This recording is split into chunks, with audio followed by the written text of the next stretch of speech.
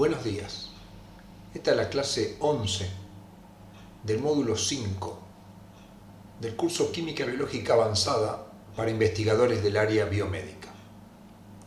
Este es un curso organizado por el Departamento de Docencia del Laboratorio de Biología Ósea de la Facultad de Ciencias Médicas de la Universidad Nacional de Rosario. En el tema de hoy veremos los mecanismos de detoxificación. El metabolismo en nuestro organismo genera, además de estructuras, reservas y ATP, residuos, como por ejemplo el dióxido de carbono y la urea. Estos residuos pueden ser volátiles o hidrosolubles. En el caso que sean hidrosolubles, normalmente son excretados por orina, y si son volátiles como el dióxido de carbono, por respiración. Lo mismo pasa con los xenobióticos, es decir, sustancias que no están habitualmente en nuestro organismo y que ingresan del exterior, pudiendo tener efectos adversos o no. Podríamos considerar dentro de los xenobióticos, por ejemplo, a las drogas utilizadas con fines farmacológicos.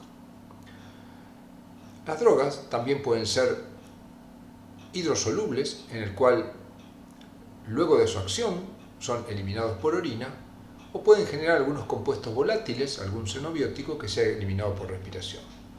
Pero el problema en general que vamos a tratar en este caso son cuando los residuos generados por nuestro organismo o a partir de los xenobióticos son hidrofóbicos. En el caso que sean hidrofóbicos, normalmente se produce primero lo que se conoce como una fase 1, que es una fase de oxidación, en el cual a la molécula se le agrega algún grupo polar, por ejemplo un grupo oxidrilo. Esa molécula que se encuentra oxidada luego va a pasar a la fase 2, donde en la fase 2 se le agrega un grupo funcional con alto carácter hidrofílico, formando un producto conjugado que, por ser hidrofílico, puede ser eliminado por orina o por materia fecal.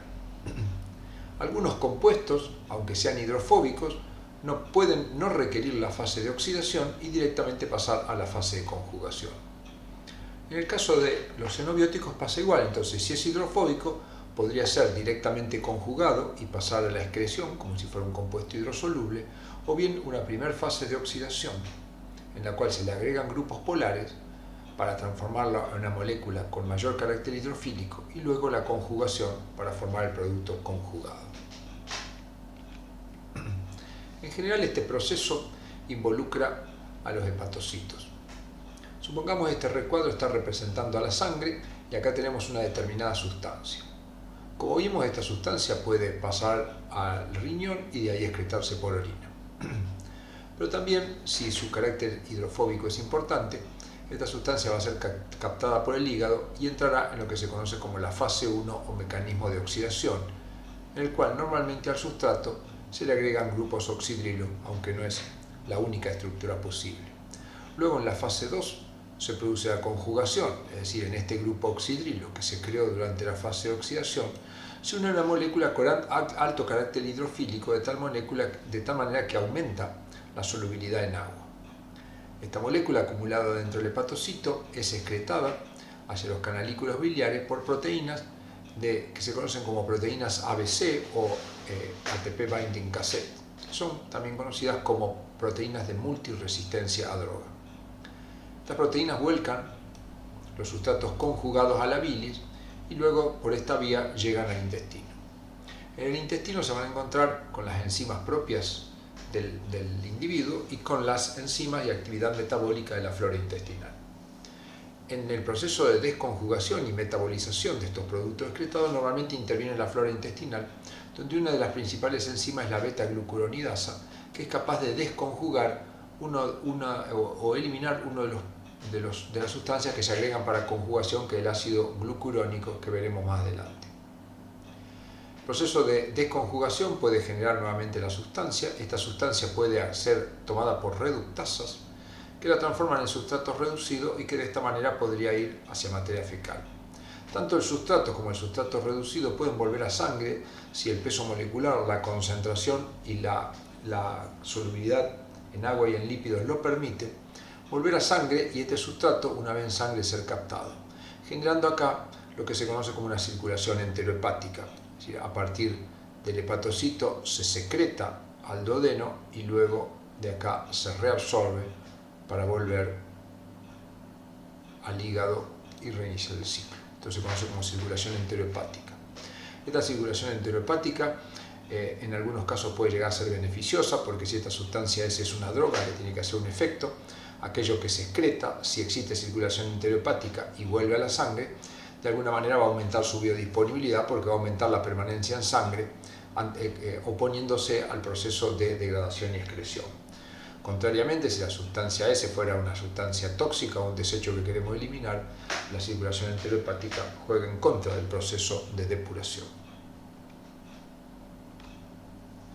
Acá vemos brevemente cómo se sintetiza uno de los compuestos importantes en el proceso de conjugación, que es el ácido glucurónico.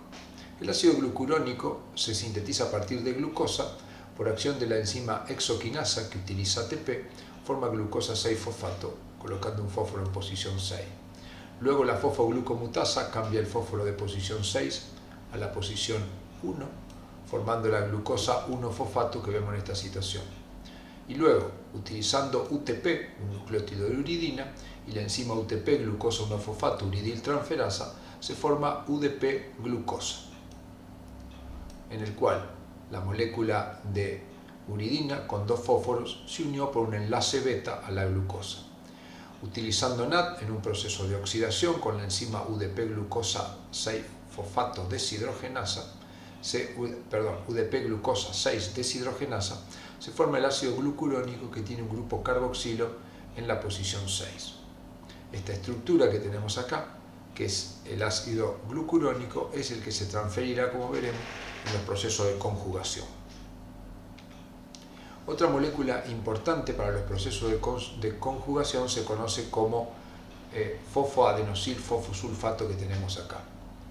A partir de una molécula de ATP, que vemos en este caso, y utilizando sulfato, y una enzima conocida como 3-fosfoadenosina 5-fosfato sintetasa, se eliminan dos fósforos del ATP para colocar un grupo sulfato en el fósforo unido al carbono número 5, formando así el adenosin-fosfosulfato. Este adenosin-fosfosulfato, con una molécula de ATP, coloca un nuevo fósforo en posición 3, formando el 3-fosfo-5-adenosin-fosfosulfato, o PAPS, que es el dador de grupo sulfato en los procesos de conjugación. Las enzimas que lo hacen se llaman sulfotransferasas, que se abrevian como SUL-T, y que toman un sustrato y a ese sustrato le agregan sulfato. En este proceso se pierde el grupo sulfato de que se haya unido al fósforo del carbono 5, formando un compuesto que se llama 3-fosfoadenosin-fosfato, en el cual hemos perdido el azufre que estaba unido en esta posición. Acá, a modo de ejemplo, vemos la conjugación con ácido glucurónico de la tiroxina. En el oxidrilo que tiene la tiroxina, utilizando UDP glucurónico, vemos que se une por un enlace de tipo beta el ácido glucurónico, y de esta manera a la estructura poco polar de la tiroxina se le agrega un glúcido que tiene una gran cantidad de grupos oxidrilo y que por lo tanto aumenta la solubilidad. También esto mismo puede ser con la sulfotransferasa. La sulfotransferasa, utilizando PAPS, en el mismo oxidrilo agrega un grupo sulfato, y de esta manera ambas moléculas aumentan su solubilidad en agua. Una cosa importante también con los mecanismos de detoxificación son los que se conocen como proteínas de multiresistencia a droga. Por ejemplo, si este recuadro representa un enterocito y una droga llega por el tracto gastrointestinal, la droga va a pasar al interior del enterocito y podría pasar a la sangre a través de la membrana basal. Pero si la droga se transforma en un formato aniónico, que está mal escrito, esta droga con formato aniónico utilizando ATP y las proteínas de multiresistencia a droga que se encuentran sobre la membrana apical pueden ser devueltas hacia la luz del enterocito, disminuyendo la biodisponibilidad de la droga. Si esta sustancia, este xenobiótico, fuera un tóxico, obviamente esta sustancia, esta transportadora del tipo ABC, sería beneficioso porque impiden que la sustancia llegue al torrente circulatorio y sea excretada. El caso del etanol, el etanol no es una sustancia habitual en nuestra alimentación o no es una sustancia requerida en nuestra alimentación, pero es de ingesta habitual. Lo podemos considerar un xenobiótico. En el caso del etanol y como muchas otras sustancias, no existen mecanismos especiales de conjugación, sino que el etanol, como ya hemos visto en otras partes, puede sufrir varios procesos que lo transforman en acetaldehído, luego en el interior de la mitocondria transformarse en acetato y acetil-CoA y metabolizarse hasta dióxido de carbono en el ciclo de Krebs. Parte del acetato generado puede ir a los tejidos, donde se transforma en acetil-CoA y también va dióxido de carbono. Que entre los mecanismos de detoxificación también podemos considerar aquellas enzimas que encadenan a un compuesto no requerido en la alimentación, pero que lo encadenan hacia los procesos metabólicos que lo transformarán en productos solubles o volátiles, en este caso volátil como es el dióxido de carbono.